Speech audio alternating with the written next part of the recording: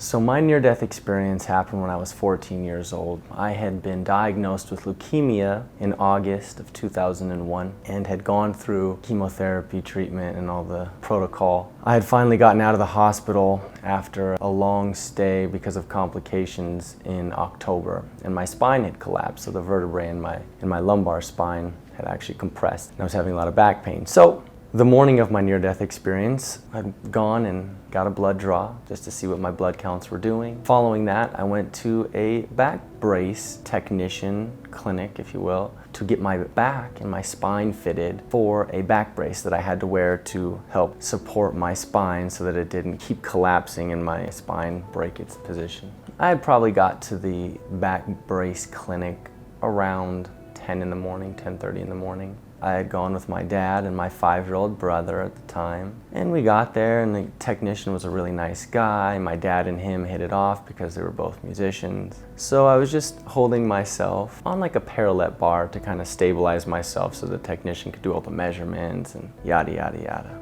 As I was standing there, I began to feel a little fuzzy, a little lightheaded. You know, you get the tingles in your head. So I'm standing there and I'm holding, just generally getting more and more and more fatigued. And that fuzziness is getting a little bit more extreme. The darkness is starting to set in. So it took about 30 minutes. We get out of the clinic. I immediately start to walk out and hope that I can just get to my dad's truck. And so I'm walking out. From the entrance to my dad's truck, the parking lot is probably about 75, 80 yards. We get there, my dad's trailing behind with my little brother. He's talking to the technician. They're, just jibber jabbering about music. So I get to my dad's truck and I sit on the edge, the lip, I will call it, of the back of his truck. And by this time, the darkness is just setting in, and my vision is narrowing and my head's getting fuzzier and fuzzier. And I see my dad about 40 yards away, and I'm on my elbows just trying to focus and trying to stay aware, and I go, "Dad, I'm going to pass." And all of a sudden, everything went black, and I opened my eyes, and I was in this tunnel of pure white, golden, silvery luminescence. And every time I think about this, and every time I share this story, it feels as if I'm back there. But I had this sense of overwhelming peace and joy and just pure love. And it just sounds so cliche every single time I tell this story. But that's what it was. And it was almost as if this light, if you will, was like this energy was just moving around and through you, through me, as me. And it was just, there's no words. And so, I'm kind of just almost looking around, if you will, and just seeing this beautiful, like this just penetrating joy and peace around and through me, going, I can take a breath. I'd been dealing with cancer treatment for the last 3 months before that, so I just needed a rest. And I looked in front of me finally, and there was this black shadowy figure in a trench coat. And I immediately thought to myself, that's Grandpa Joe, my dad's dad. I couldn't see his face, or at least my mind won't let me remember his face. But I instantly knew that, oh, that's Grandpa Joe. And unfortunately, I can't remember the conversation that we had because we did have something. However, this inaudible conversation that we were having, there was no words spoken. It was just almost telepathic, if you will. But I remember my Grandpa Joe reminding me that everything was going to be okay, that I just had to keep going, that I was going to be okay, that I was going to make it through the cancer treatment, and I was going to be okay. And so what seemed like, 10 years, just kind of existing together, just being there, having some other conversation that hopefully soon I'll remember. I wasn't really given a choice to stay. It just seemed as if this tunnel that I was existing in was just a temporary experience, and that I was being reminded that everything was going to be okay and that I just needed to keep moving. And so after engaging with my grandpa inaudibly, we were just staring at each other, and then all of a sudden I got sucked back.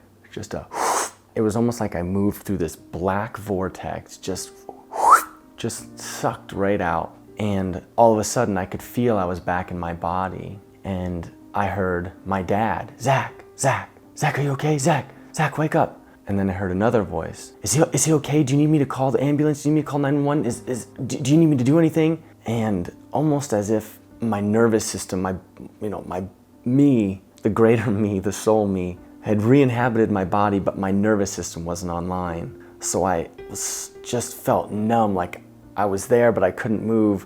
But somehow I was able to say, it's okay, I just can't move, but I'm okay. And then slowly, within the next 30 to 60 seconds, I started feeling the tingles come back. So my nervous system started to wake up and I got the tingles. Finally, I opened my eyes and I look up and there's my dad, terrified to death. And my little 5-year-old brother just like looking down at me. Like, I feel so bad for them. And then this other gentleman who I guess was just someone across the street, wasn't even the technician, just saw me fall. And miraculously, my dad, thank goodness for his athleticism, had ran from this 40-yard distance, 30, 40-yard distance from the sidewalk to his truck and caught me before I even hit my head. So I didn't have any, bumps and bruises. And so we got in the car. I didn't really know what to make of this whole experience. I was 14 at the time, so I'm in my head thinking, what did I just experience? I'm so hyper rational at that age. A few days, a week later, I just felt like I needed to tell my dad, and I said, Dad, when I passed out, I was in this tunnel of white light, of like this beautiful white light, and I had a conversation with Grandpa Joe. And my dad's, first reaction was this, oh my God, are you okay? Are you like, did he tell you anything? Like, are you gonna die? Like that kind of, I can only imagine a kid going through, a kid with leukemia and you're just trying to protect him. So I said, no, he said that everything was gonna be okay. Like I was gonna be all right and I was gonna make it. I just had to keep going. And so that passed, time passed, it was in the back of my mind, but it was never really that tangible. I still kind of hyper-rationalized it, like, oh, it's just I just had a kind of a weird experience in my own mind and hallucinated. And then a few months later, my dad goes, hey, check out this picture of Grandpa Joe. And it was my grandpa, and sure as could be, he was wearing a trench coat at the exact same length as him when I saw him in the tunnel. And that opened a lot of gateways and doors to later out-of-body experiences during meditation, things like that. And it just opened a gateway for a lot of my spiritual growth. And I hope it helps remind all of us that our bodies, as much as we hold on to them and as important as they are, the vessels that they are just our temporary vessels. They're beautiful, we should take care of them. They're necessary to help us through this experience. When you have a sick body, an ill body, you're not able to really elevate yourself in your awareness. You're so focused on the physical body. So I hope it helps you understand that there's more to this than just what meets the eye, what meets the ear, what meets the nose, and what meets the touch, the sensation. We're multidimensional, beautiful beings. And love is our essence. That was what I experienced in the tunnel. Love is our essence. It was me. It was both moving through me and exuding outward from me. And that helps me on a daily basis to remember that. So hope you guys remember that. Take care. Thank you.